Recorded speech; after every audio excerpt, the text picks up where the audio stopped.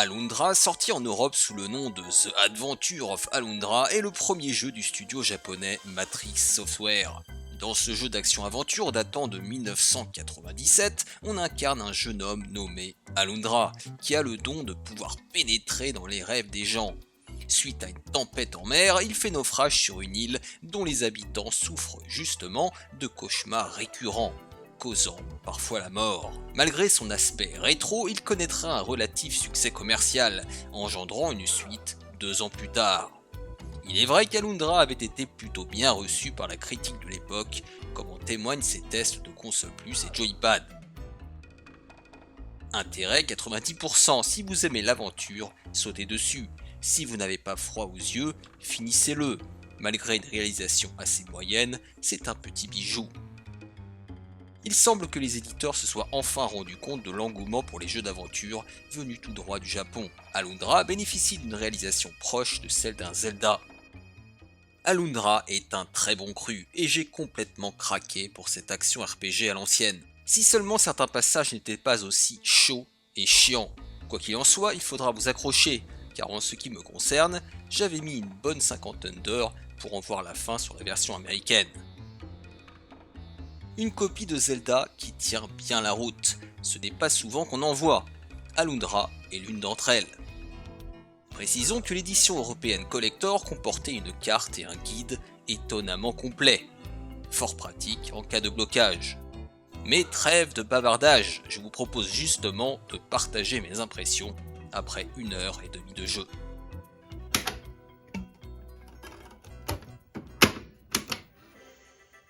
Comme vous le savez, je ne suis pas un grand amateur des actions RPG, et a fortiori des RPG, mais il y a quelques exceptions comme A Link to the Past ou Link's Awakening. Alundra s'inspire évidemment de la fameuse licence de Nintendo, mais en premier lieu de la série Landstalker. Et pour une raison simple, l'équipe de Matrix Software est constituée d'anciens membres de Climax, en particulier le scénariste et le designer Yoshitaka Tamaki. Cela apparaît d'abord au travers du design du héros Alundra, qui à l'image de celui de Landstalker, porte certaines caractéristiques d'un elfe. L'autre raison qui m'a poussé à me le procurer, c'est sa représentation graphique en 2D, un choix probablement iconoclaste en 1997, où la 3D régnait en maître, mais attrayant en 2023. Je dois dire que je suis tombé sous le charme de son pixel art, particulièrement charmant.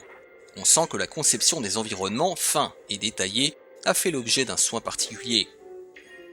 Pour caricaturer, je dirais que les graphismes d'Alundra ont un feeling Super NES, mais avec une meilleure résolution et des effets graphiques, distorsion, zoom, transparence, de meilleure qualité. Certes, la direction artistique n'est pas des plus originales, mais elle est élégante. Les couleurs apparaissent parfois un peu ternes, il est vrai, mais demeurent toujours de bon goût. Il se dégage parfois du jeu une ambiance sombre, voire lugubre, notamment lors d'une séquence dans un manoir. La bande-son parfois atmosphérique, parfois dynamique, est parfaitement en accord avec les environnements, mais ne m'ont pas particulièrement marqué. En tout cas dans le cadre de mon temps de jeu assez réduit. J'imagine qu'au-delà elles sont plus mémorables. La bande-son ne reste pas moins soignée, et c'est un très bon point. Au cours de cette 1h30 de jeu, je n'ai évidemment eu qu'un petit aperçu du titre, mais toutefois représentatif de la structure assez classique d'Alundra.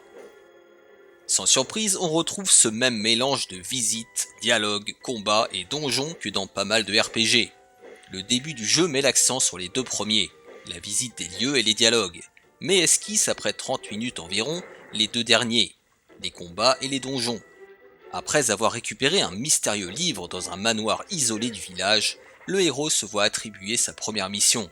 Grâce à sa capacité à rentrer dans les rêves des gens, il va ainsi devoir sauver un vieillard, piégé dans son propre cauchemar. La mission sauvetage prend la forme d'un donjon qui se conclut par un combat de boss assez facile. Mais ne vous méprenez pas, les donjons d'Alundra sont réputés pour leurs difficultés et leurs énigmes tordues. À l'image de Zelda 1, le jeu donne le sentiment de pouvoir se déplacer librement, mais à vos risques et périls puisque vos capacités ne vous le permettent pas toujours.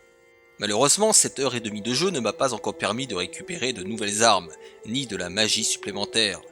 Ces dernières pouvant être améliorées en récupérant des parchemins par la suite. De ce que j'ai lu, Alundra est un jeu relativement long et ardu, qui vous occupera de nombreuses heures. L'un des reproches, parfois formulés à son encontre, sont les phases de plateforme, apparemment imprécise, mais je n'ai pas pu m'en rendre compte avec ce temps de jeu. Quoi qu'il en soit, j'ai pris du plaisir à parcourir l'introduction d'Alundra. Elle m'a permis de comprendre la philosophie du titre et surtout d'admirer sa magnifique direction artistique. Un titre qui, malgré son succès d'estime, est probablement passé inaperçu auprès du grand public, mais qui conserve 30 ans après sa sortie toute sa pertinence.